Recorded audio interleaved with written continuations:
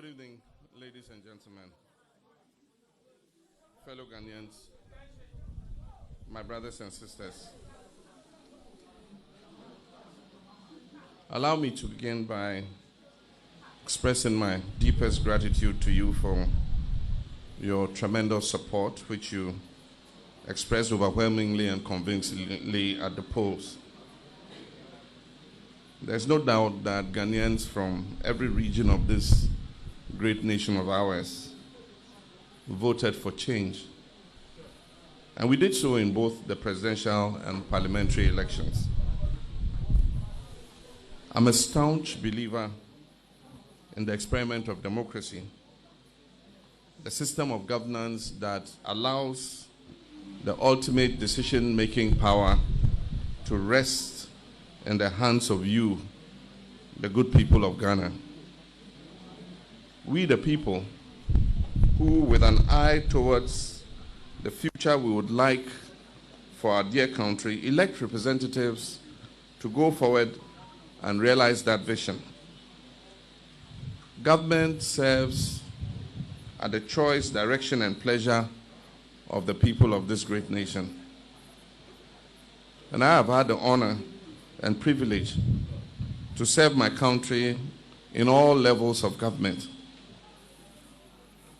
When in 2016, at the end of my first full term as president, I ran for re-election as an incumbent candidate, I respected the will of the people. I conceded, I stepped aside, and I set in motion a peaceful transfer of power because I understood that it was the will of the people. And if we are to progress as a nation, if we are to live up to the inheritance of our history, one for which people have paid the ultimate price, the sacred verdict of the people must be respected. It must be protected. It has been my pledge throughout my time of service as a representative to the good people of Ghana to do exactly that. And that is why I stand before you tonight, unwilling to accept the fictionalized results of a flawed election.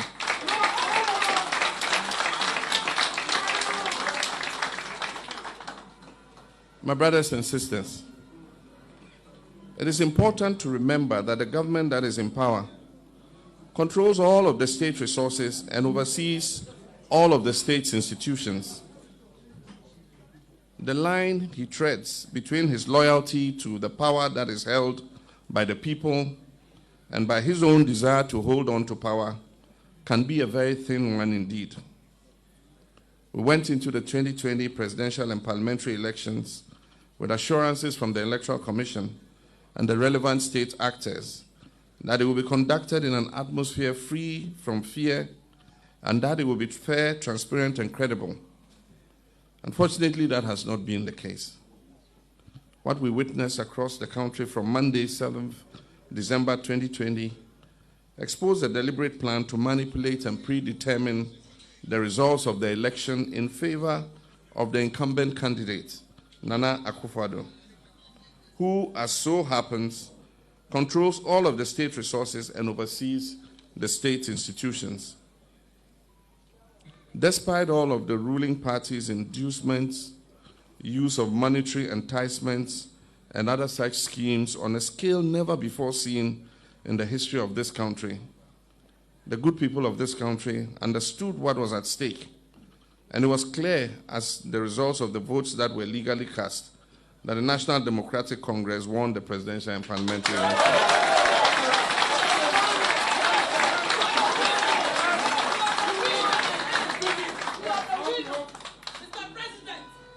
No amount of trickery, sleight of hand, or obfuscation will erase that reality.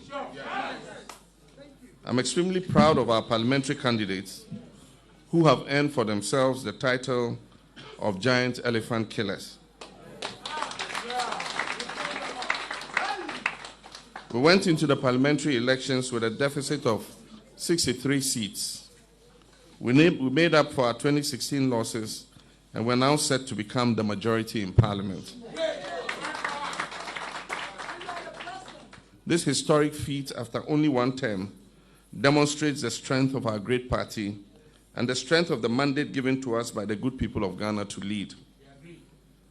In respect of the presidential elections, the facts and figures available to us from pink sheets and other evidence that has unfolded across the country indicate that numerous steps have been taken to manipulate the results of the election in favor of the incumbent. This calls into question the credibility of one of our most important institutional pillars of democracy, the Electoral Commission. It is now obvious to many objective minds that the Commission and its chairperson have been used to manipulate results from the various constituencies and in that process seek to subvert the sovereign will of the Ghanaian people.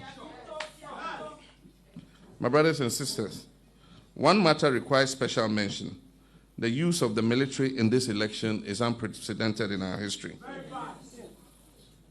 Armed forces featured heavily as an intimidating measure to reverse election results, and they continue to be used in the same intimidating role to insist on recounts in areas in which the incumbent has lost, while arm-twisting election officers during these supposed recounts. We will not accept anything short of a declaration of the legitimate results.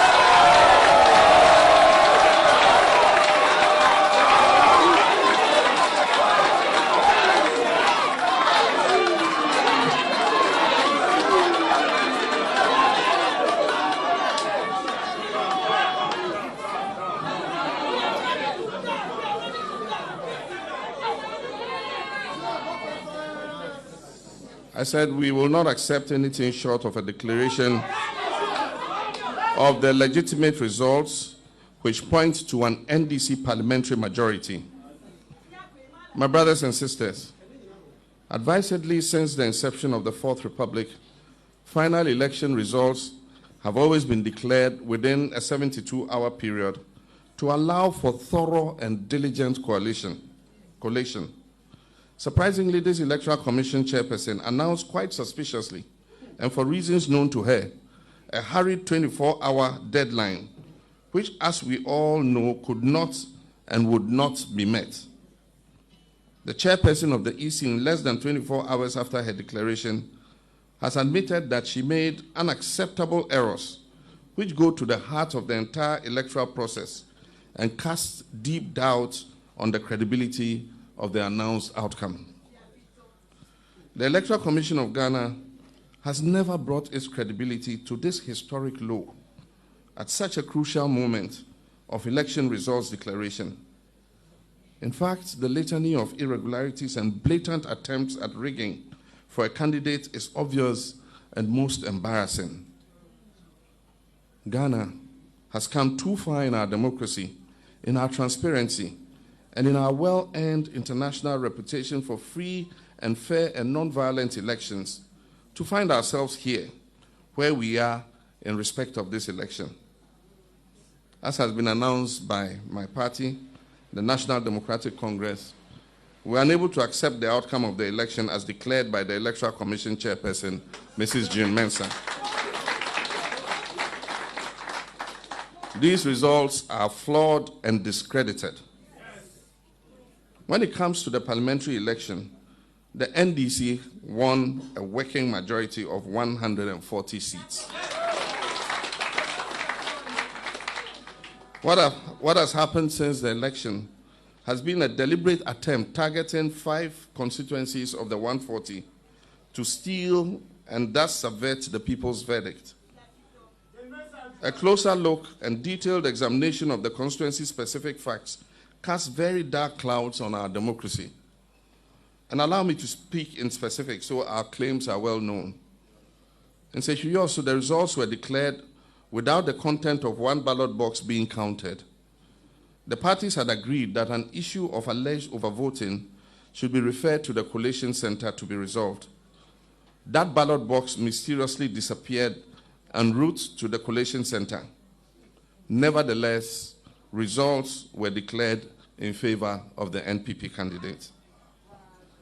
In Upper Gentry West, the EC official deferred the declaration of the results because of alleged death threats. The results favor the NDC candidate, as has been confirmed earlier today. In Senate West, a ballot box was snatched and the culprit was apprehended. The seal of the NPP must have become dislodged in the ensuing scuffle with the culprit. That of the NDC and the Electoral Commission remained intact. However, NPP would not allow the contents of the ballot box to be counted and added to the lot because it would obviously favor the NDC.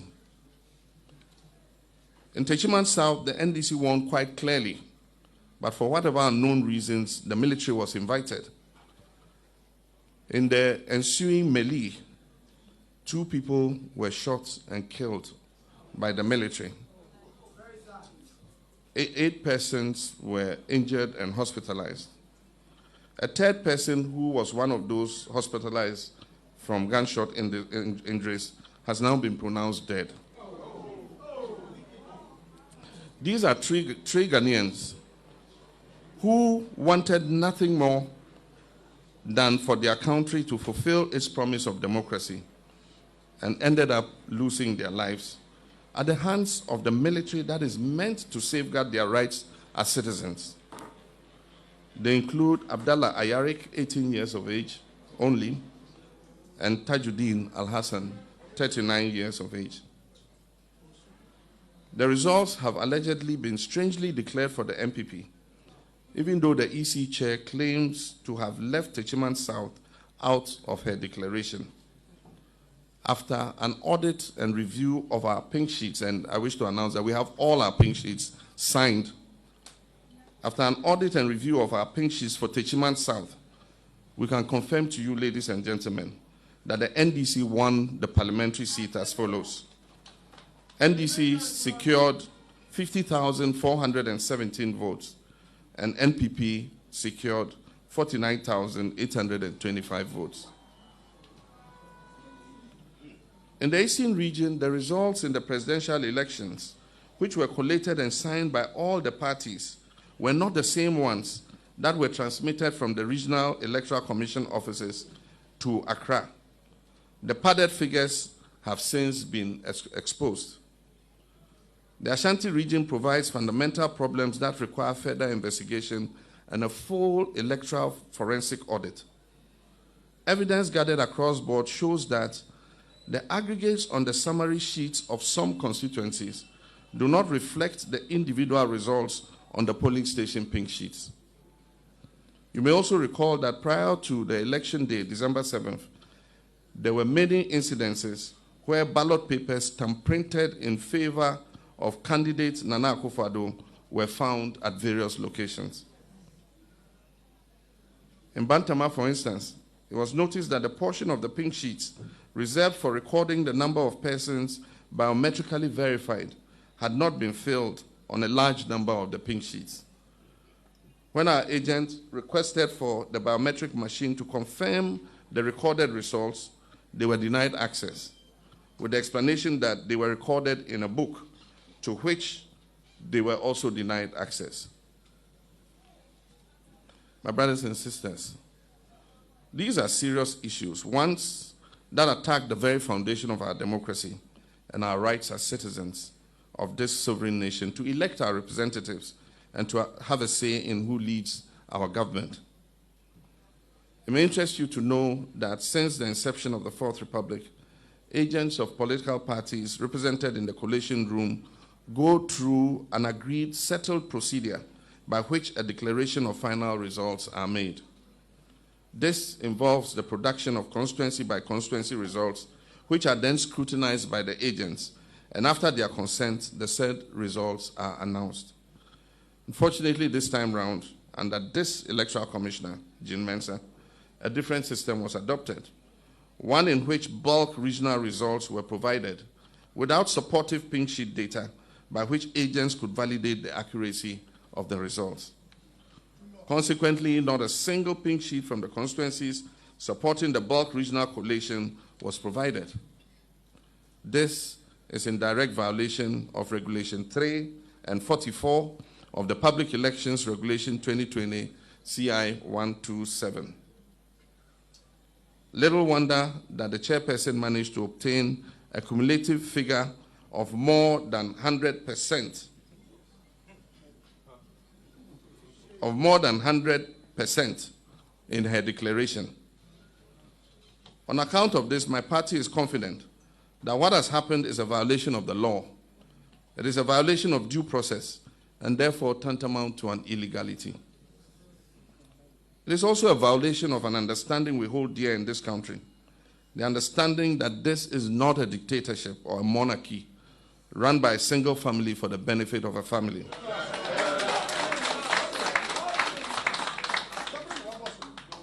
Ghana belongs to the people of Ghana, all of the people of Ghana. Would like to urge you, the media, civil society, and all election observers, to be resolute and present a fair and accurate account of what has transpired over this period.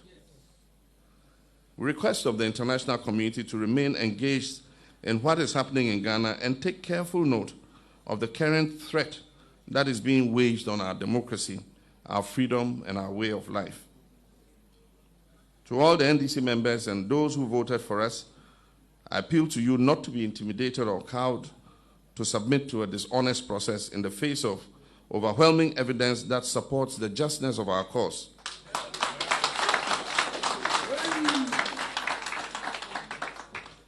I extend my deepest condolences to the families of all who were killed simply because they were determined to protect their votes from those whose thirst for power outweighs their love for our country. And so let us all at this point rise and observe a minute's silence in their honor.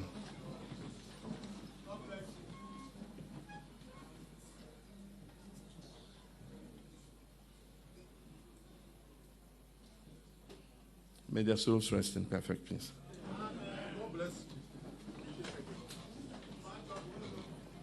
My brothers and sisters, I know dark moments like these can make us question our resolve and confidence in the promise and potential of Ghana and our democracy and its institutions.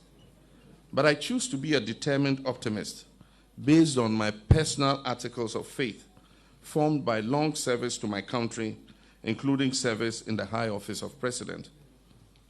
I urge you all to keep your confidence in Ghana and keep betting on the success of our democracy. This is a test of our ability within this democratic system to rise to the occasion and seek redress, to right all wrongs, to seek justice, to make every vote count, and to respect the sovereign will of the people. And let us not fail this test.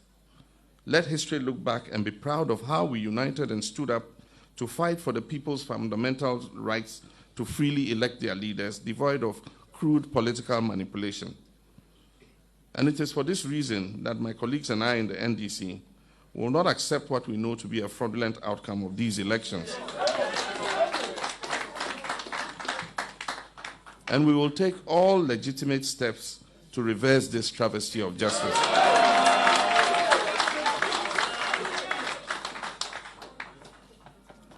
Finally, let me assure our teeming supporters and the millions of Ghanaians who voted for change, the change which has been stolen in a real stolen verdict, that we're beefing up capacity in the constituencies where the ruling MPP is seeking to overturn our parliamentary victories already chalked.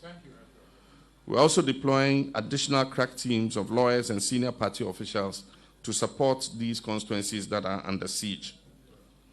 Also, in order not to leave any further infractions unaccounted for, the NDC will continue its meticulous audit of all the presidential pink sheets to ensure that the verdict of the people is upheld. These steps will surely lead to our next line of actions within the constraints of our democratic governance process, and all legitimate options are on the table. We want to send a caution to the EC that in line with Regulation 47 of CI 127, they should ensure that the election data is preserved for 1 year after elections. Let me assure you, my dear voter, that your vote will count.